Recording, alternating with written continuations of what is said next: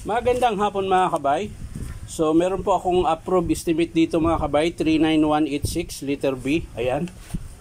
Model nito mga kabay, D28720. Ang papalitan mga kabay, armature, gear, carbon brass, dalawang brass cap, tsaka ano to, one seat inner and outer flange. Ayan. So yan po yun mga kabay. So ito po yung dalawang brass holder na may kasama ng brass cap. Tapos yung inner and outer flange, ito po yun, dalawa. Tsaka gear, ayan. At syempre yung armature. Ayan. So tara mga kabay, samahan nyo po ako. So ayan mga kabay, nabuksan ko na po yung screw. Ayan. Tatanggalin na po natin ito.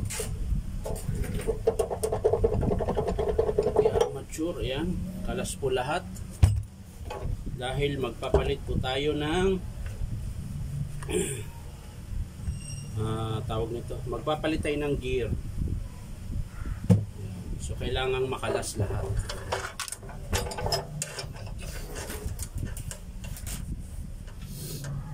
So wala siyang, so kakalasin din natin to mga kabay. So yan mga kabay, kakalasin natin to.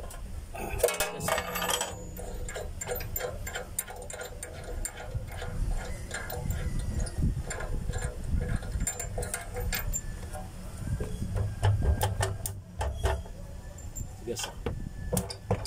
Grabe yung pagkadikit ha.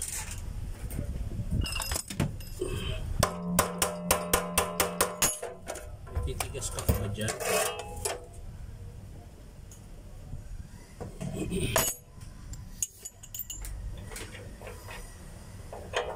Yun. Kalas lahat.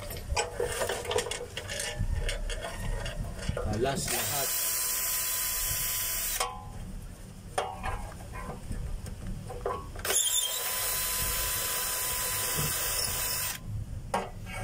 Wala pong matitira.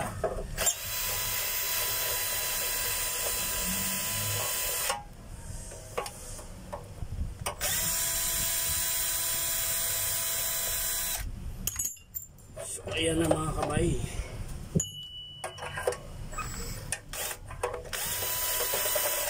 Ayan.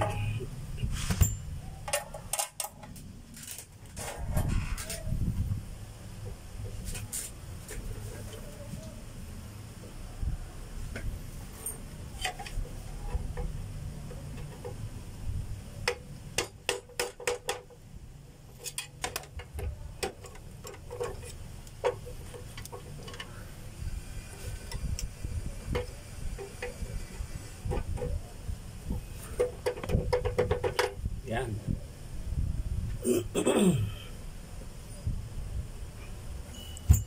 So yun po yung papalitan natin lahat mga kabay. So yan mga kabay, pati ito bumaluktot po. Ito po yung naglalak sa spindle mga kabay pag pag binuksan nyo po, pag nagkabit kayo tsaka nagtanggal ng bala. Ito po yung tumutusok dito sa may butas. Yan. Siguro baka napindot yun na o malakas lang talaga yung naghigpit kaya bumaluktot. So natin lang natin ito mga kabay. So yan na po mga kabay, naunat na po natin, medyo straight na po siya, tsaka maluwag na siyang ipasok sa housing. Yan. Kanina kasi matagal pinukpok ko pa ng martilyo para lang makalas. So ngayon babalik natin yung spring mga kabay bago natin ikabit. Ayan. Siyempre kakabit na po rin natin yung bagong spindle. Ayan.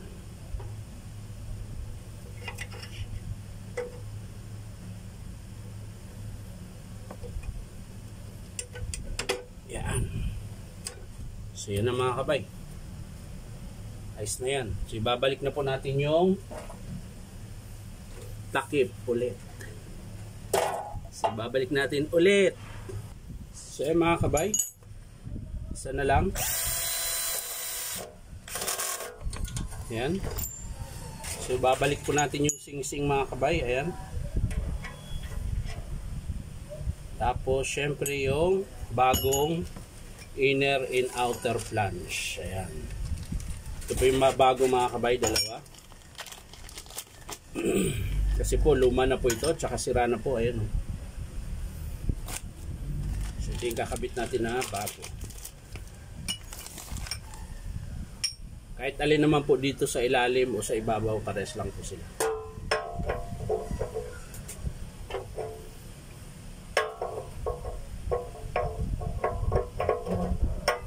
Yan, tapos sing-sing ulit. At syempre, bago yung blade, kakabit na po natin.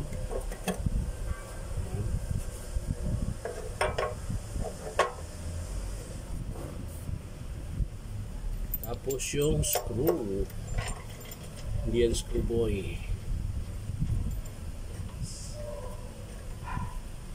bolt in nut. Yan, medyo matigas lang ito dahil hindi po siya pantay.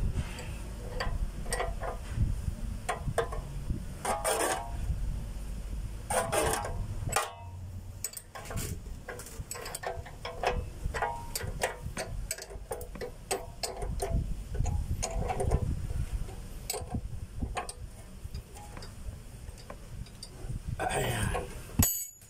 So yan mga kabay.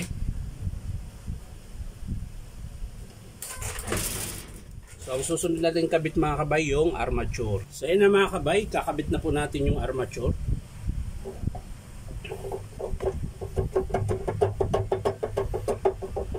Ayan. At syempre yung sana ba yung slip?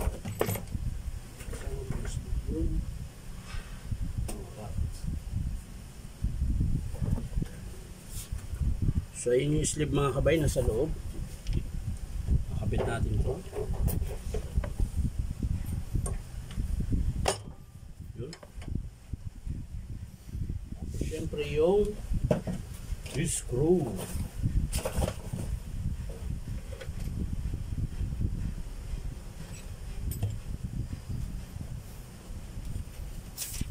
I-screw na natin ang array.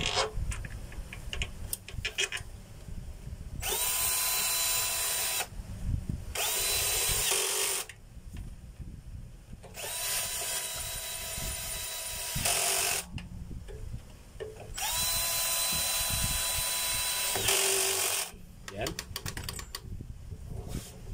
Tapos kakabit na natin yung carbon tsaka brass cap.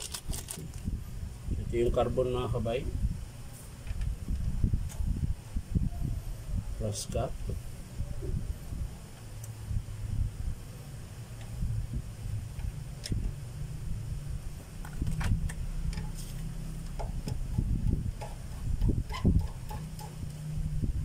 So yan mga kabay.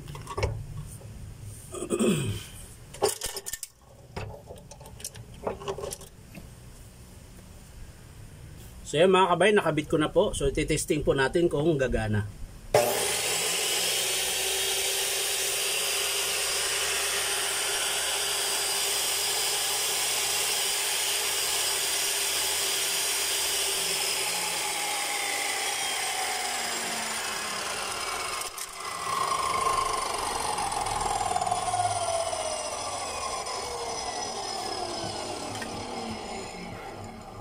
So mga kabay, kakabit na po natin yung takip.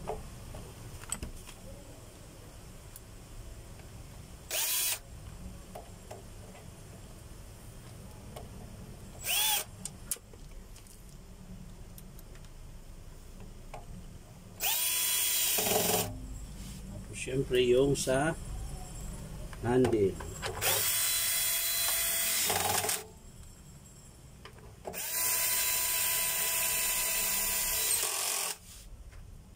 So yan lang mga kabay,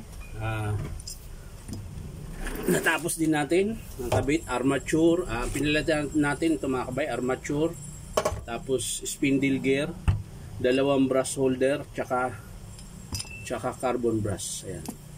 So yan lang po mga kabay, maraming salamat sa panonood at pa-like and share na rin po. At syempre, subscribe nyo po ito aking YouTube account na Inom Tabay. So maraming salamat mga kabay. Bye-bye.